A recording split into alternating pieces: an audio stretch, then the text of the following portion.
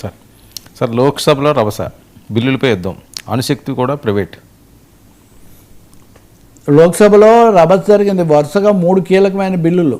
ఒకటేమో మహాత్మా గాంధీ గ్రామీణ ఉపాధి పథకం అనే దాన్ని జీరామ్, అదేది విబి జీరామ్ జీ బిల్లు పేరు, VB for Viksit Bharat, G RAM G Gram అని వచ్చేటట్టు ఏదో, అంటే గాంధీ గారి పేరు తీసేయాల్సిన అవసరం వచ్చింది, జీరామ్జీ అని రావటం. రెండోది పని హక్కును కాస్త హక్కుగా కాకుండా పథకంగా మార్చి రాష్ట్ర ప్రభుత్వాల మీద భారం పెంచి ఈ బిల్లు అనేక విధాల రాజకీయ ప్రేరితమైందని అన్ని ప్రతిపక్షాలు భావించాయి. ఆఖరు తెలుగుదేశం సభ్యుడు కూడా 40% భారం రాష్ట్రాల మీద వేయటం కాదు, మీరు దీన్ని ఏదో ఒకటి చూడాలని అడిగారు. సో ఈ గ్రామీణ ఉపాధి హామీకి తూట్లు పడవటం, గాంధీజీ పేరు తీసేసి ఆయన అవమానించడం చాలా తప్పు అని వీళ్ళందరూ ప్రతిపక్షాలన్నీ కూడా వాకౌట్ చేసాయి. రెండోది సభాపతిని కూడా చుట్టుముట్టాయి. కానీ దాన్ని మొండిగా ఆమోదించారు. పైగా శివరాజ్ సింగ్ చౌహాన్ కేంద్రం తరఫున మాట్లాడుతూ గాంధీ పేరుతో మీరు దేశాన్ని దోచుకున్నారు, గాంధీ పేరుతో దోచుకున్నారంటే గాంధీ పేరు మీద చాలా స్ట్రెస్ ఇచ్చారు. బహుశా గాంధీ పేరుతో ఉన్నవి కూడా భవిష్యత్తు నెహ్రూకు పరిమితమైంది. నెహ్రూ నుంచి గాంధీకి ఇది మారుతున్నట్టుగా ఉంది. సభ దాదాపు దద్దరిల్లిపోయింది. రెండోది అంతగా ఆ బిల్లు ఆమోదించింది లోక్సభ మొత్తానికి, వాళ్ళు అనుకున్నట్టుగానే మొండిగా దాన్ని ఆమోదించుకున్నారు. రెండోది చాలా ప్రమాదకరమైంది. ఇందాటి నుంచి మనం మాట్లాడుతున్నాం అన్ని ప్రైవేటు కార్పొరేట్ అని. అణుశక్తి న్యూక్లియర్ పవర్ను కూడా ప్రైవేట్ పరం చేసేటటువంటి ఒక బిల్లును పార్లమెంటు ఆమోదిస్తూ ఉంది. దానికి శాంతి అని బిల్లు పెట్టారు, ఏదో సస్టైనబుల్ అది ఇది అని అన్నీ కలిపి. మోదీ ఇలాంటి విషయాల్లో ఆయనకు ఒక పెద్ద టీం ఉంటుంది, బిల్లు చాలా చక్కగా వచ్చేట్టు చేస్తారు. సరే అణుశక్తి కూడా ప్రైవేట్ వాళ్ళకి ఇస్తే ఇంకా అసలు రక్షణ ఎక్కడ ఉంటుందండి? కరెంట్ ఇచ్చారంటే సరే, విద్య ఇచ్చారు, వైద్యం ఇచ్చారు, రోడ్లు ఇచ్చారు, అన్నీ కీలకమైనవన్నీ ఇస్తూ పోయి ఇప్పుడు అణుశక్తిని కూడా ఇస్తే వాడు ఏదైనా చిన్న పొరపాటు చేస్తే కూడా రేడియేషన్ వస్తుంది, అణుధార్మిక శక్తి వస్తుంది. లేకపోతే జపాన్లో కానీ చెర్నోబిల్ కానీ, జపాన్లో ఫుకుయామా అణు విద్యుత్ దగ్గర జరిగింది కానీ, ఇవన్నీ ఎంత తీవ్రమైన ప్రమాదకరమైన సంకేతాలు ఇచ్చాయి. కానీ ఇప్పుడు అమెరికా ఒత్తిడికి లోబడిపోయి విదేశీయాలు కూడా వచ్చి, తర్వాత ముఖ్యంగా private parties can also join, they can also deal.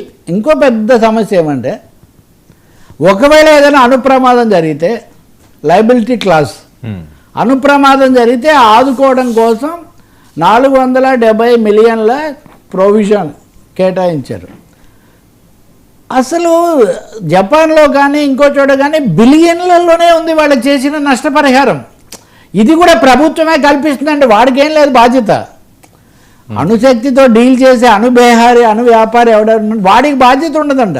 ఇలాంటి ప్రమాదాల నుంచి కాపాడే బాధ్యత ఏమో ప్రభుత్వం తీసుకుంటుందంట. ఇంకొకటేమో ఇందులో మీకు తెలుసు కదా, వామపక్షాలు యూపీఏ ప్రభుత్వానికి మద్దతు ఉపసంహరించినప్పుడు కూడా అణు విద్యుత్ అన్న క్లాజ్ మీదే వచ్చిన. అప్పటి నుంచి విదేశాల్లో ఉన్న అణుశక్తులన్నీ భారతదేశం మీద విపరీతమైన ఒత్తిడి చేస్తున్నాయి. మీరు అణుశక్తిని వాడండి, మా దగ్గర వాళ్ళేమో అవి పక్కన పెట్టేశారు సేఫ్టీ కోసం, అవి మన దేశానికి పంపుతారు. ఇక్కడ ఇంకొక అనివార్యంగా మనం గుర్తు చేసుకోవాల్సిన కార్పొరేట్ సామ్రాట్ అదానీ గారి కంపెనీ నవంబర్లోనే ఒక నిర్ణయం తీసుకుంది. ఏమని? మనము అణురంగంలో కూడా విస్తరించాలి అని. సో ఈ లింక్ చాలా స్పష్టంగా కనిపిస్తుంది. కానీ దేశానికి శాంతికే కాదు, ఇప్పుడు గతంలో కూడా టెర్రరిస్టుల చేతుల్లోకి అణుశక్తి పోతే ఏమవుతుంది, ఇట్లాంటివి మనం చాలాసార్లు చర్చించాం. అట్లాంటిది ఇప్పుడు చాలా ప్రమాదకరమని, ఆసక్తికరమైన చెప్పమంటే శశి థరూర్ కూడా దీన్ని వ్యతిరేకించారు. ఇప్పటివరకు ప్రతి విషయంలో కాంగ్రెస్ని ఇరుకుని పెడుతున్న శశి థరూర్ దీన్ని న్యూక్లియర్ బిల్ అనడం కంటే అన్క్లియర్ బిల్ అంటే చాలా మంచిది అన్నాడు ఆయన. అన్క్లియర్, ఇది చాలా అస్పష్టం, దీని అసలు లక్ష్యాలు మీరు దాచిపెడుతున్నారు, మనం శాంతి కోసం చేసి ఉండాల్సింది, కానీ ఈ అణు శక్తిని తీసిపోయి ప్రైవేట్ హస్తాలకు ఇవ్వడం తప్పకుండా వ్యతిరేకించాలి అని మామూలుగా మోదీ సమర్థకుడుగా పేరున్నటువంటి శశి థరూర్ లాంటి వాళ్ళు కూడా దీన్ని వ్యతిరేకించారు. కానీ ప్రభుత్వం మటుకు ఏకపక్షంగా దీన్ని ఆమోదించుకుంది. ఇది మళ్ళీ రాజ్యసభకు ఇదంతా కూడా రావాలి. సో ఇది రెండోది. మూడోది ఇన్సూరెన్స్. ఈ దేశంలో పేదలు మధ్యతరగతి వాళ్ళు ఎక్కడో చోట బీమా చేసుకుంటే ఎందుకైనా వస్తుందని ఎల్ఐసి చాలా పెద్ద సంస్థ, దీన్ని ప్రైవేట్ చేస్తూ వచ్చారు, ఒక్కొక్క ఇది చేశారు. ఇప్పుడు 100% FDIలు ఫారిన్ డైరెక్ట్ ఇన్వెస్ట్మెంట్ని అలౌ చేస్తూ 100%. 100% విదేశీ వ్యాపారం రావచ్చు అని అనుమతించారు. అనుమతించడమే కాదు, వచ్చే సంస్థలు నిర్మలా సీతారామన్ గారు దీన్ని సమర్థిస్తూ ఆర్థిక మంత్రి చెప్పారు. ఏమని? చాలా ఎక్కువ పెట్టుబడి వస్తుంది. అసలు వాళ్ళకే లక్షల కోట్ల పెట్టుబడులు ఉన్నాయండి. అవి దేశం కోసం, దేశ సౌభాగ్యం కోసం, యోగక్షేమం మహామ్యహం అని వస్తుంటుంది ఎప్పుడు. దేశం యొక్క యోగక్షేమాల కోసం బీమా సొమ్ము వాడినటువంటి పరిస్థితి పోయి విదేశాల నుంచి ప్రైవేట్ కంపెనీలు రావాలట. ఆ వచ్చేవి 5,000 కోట్లు ఉండాలని గతంలో ఉంది ఇన్సూరెన్స్ రెగ్యులేషన్ బిల్లులో. కానీ ఇప్పుడు 1,000 కోట్లు ఉన్న వాళ్ళు కూడా రావచ్చంట. అంటే దాదాపు 1,00,000, 2,00,000, 3,00,000 కోట్ల పెట్టుబడులు, ఆస్తులు ఉన్న దీంట్లోకి ఒకడెవడో విదేశీ బీమా కంపెనీ వాడు 1,000 కోట్లు తీసుకొని రావచ్చు.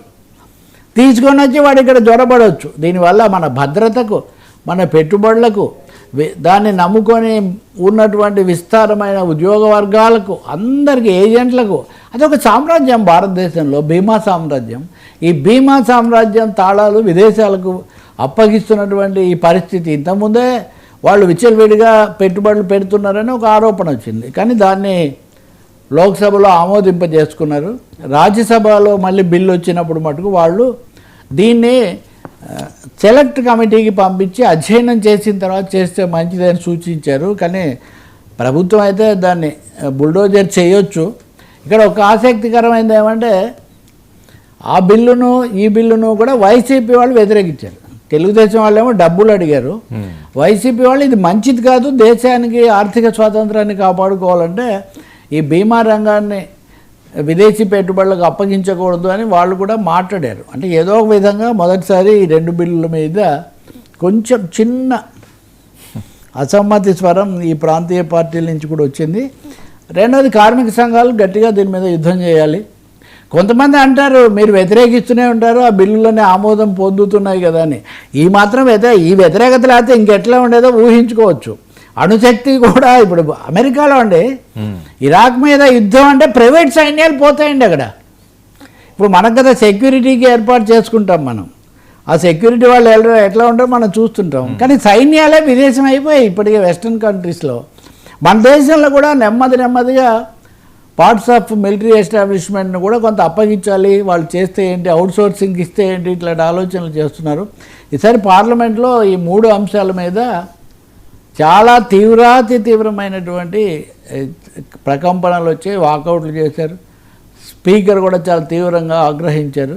జరుగుతుంది అది. ఇంకా సభ కూడా ఎక్కువ రోజులు ఉండదు, ఇంకా 2 రోజులు ఏదో ఉంటుంది అంతే. సార్ కళ్ళు తెరవని రాజేంద్ర ప్రసాద్ మీడియాదే తప్పంటూ మళ్ళీ